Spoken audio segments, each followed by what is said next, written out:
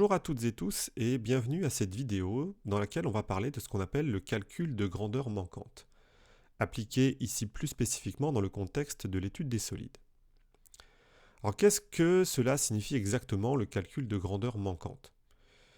Eh bien, prenons l'exemple du calcul du volume d'un pavé.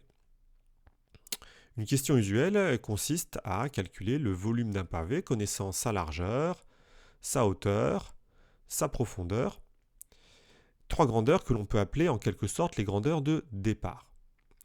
Et donc, pour calculer le volume, on applique simplement ici la formule V égale A fois B fois C du cours, ce qui nous donne, dans notre exemple, 60 cm3.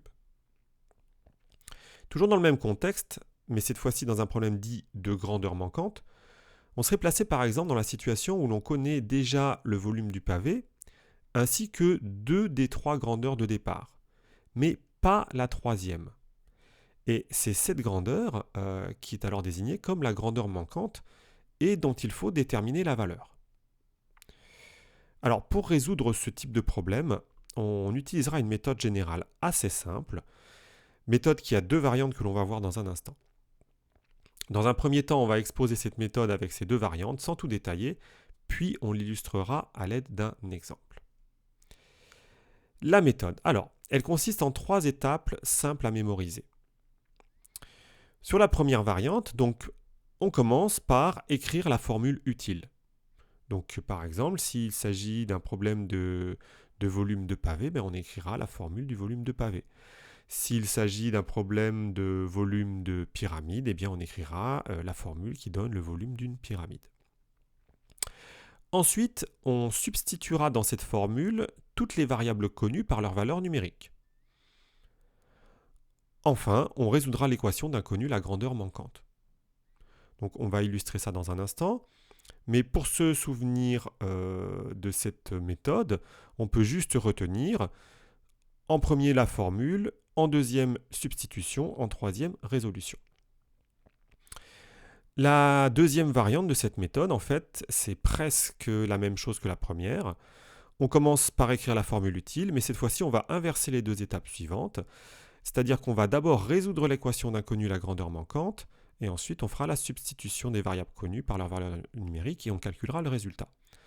Donc dans ce cas-là, ça se décline sous la forme petit 1 formule, petit 2 résolution et petit 3 substitution. Alors on verra dans une prochaine vidéo comment utiliser cette deuxième méthode, mais là on va prendre un exemple dans lequel on va appliquer la première méthode. Alors on part d'un énoncé d'exercice, le voici. Une pyramide régulière à base carrée a une hauteur h de 4 cm et un volume V de 43,32 cm3.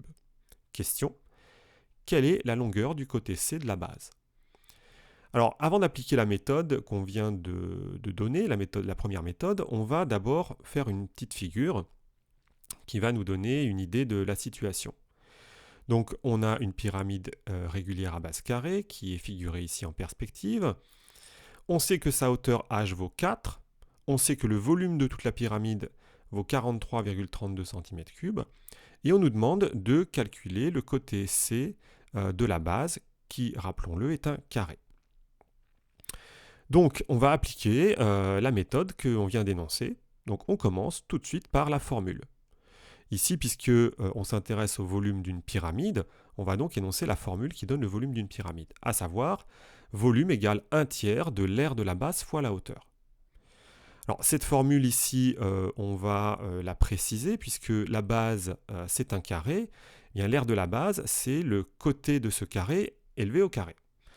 Donc on peut réécrire la formule sous la forme V égale 1/3 de C carré fois H. Voilà pour la première étape. Deuxième étape, substitution.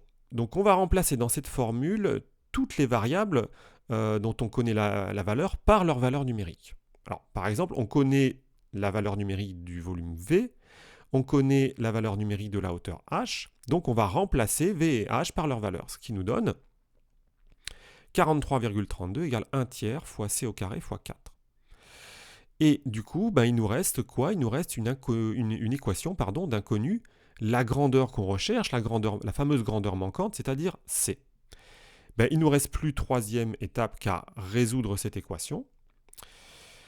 Donc, on peut commencer par multiplier les deux membres par 3 pour essayer d'isoler la variable c, ce qui va nous donner 129,96 égale c au carré fois 4. Ensuite, on va diviser par 4. Ça nous donne c au carré égale 32,49. Et puis là, pour obtenir la valeur de c, rappelons que c est une longueur, elle est positive, donc il ne reste plus qu'à prendre la racine carrée. Et ça va nous donner c égale 5,7. Donc on a résolu notre équation et on vient de déterminer que la grandeur manquante, c'est-à-dire le côté de la base, a pour valeur 5,7 cm. Voilà. J'espère que cette vidéo était claire et puis n'oubliez pas que la seule façon d'apprendre les mathématiques, c'est de faire des mathématiques. Au revoir, à bientôt.